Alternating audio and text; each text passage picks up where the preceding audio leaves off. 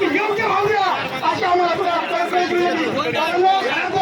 आरामचा बाब शेतकरी डायरेक्टर ऊस आहे आणि मला 5,000 गाडीला खर्च करायला पडत आहे 4,000 रुपये कोण तुम्ही डीएपी केली काय चालला चांगला भाव द्या आम्हाला ऊसाची व्यापारी करू नका शेतकरी अन्याय करू नका कारखान्यादारांनी शेतधाराचं राजकारण करू नका यांची कट अशी वेगळी काय सोडू म्हणून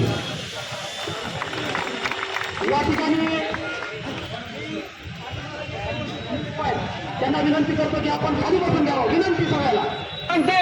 तुम्ही भाव जाहीर करू नका मी तुमच्या पुढे भाव देत नाही म्हणून ह्याला कुणीतरी बोलायला लावले आता जर इथून पुढे ते बोललं तर त्याला तिथं ठोकायचे काही होईल जमत नाही म्हणून द्यायला आज कर्नाटक मध्ये 15-20 दिवस झाले टोळ्या गेलेले आहेत एकही कारखानदार चालू केलं नाही आणि एकही शेतकऱ्याची उसाला पुढे देत नाही हे आम्ही आरसीमध्ये तुम्हाला लिहून द्यायलो जर तुम्ही आमच्या एकही शेतकऱ्यावर गुन्हा दाखल केला तर तुम्हाला आम्ही फिरू देणार नाही एवढं लक्षात ठेवा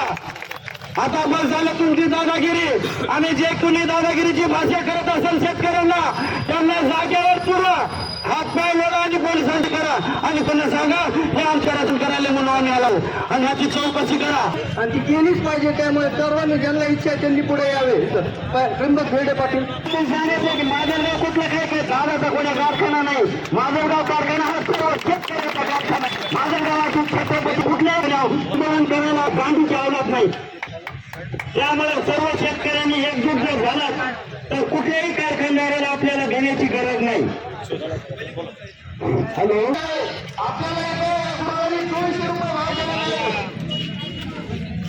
आपल्याला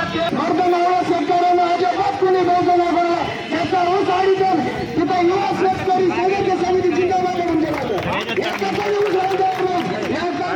कारखान्याला द्यायचं चालणार नाही आता प्रत्येक ह्या द्यायचं जर भावाचं शिक्षण नाही गेलं पुढचं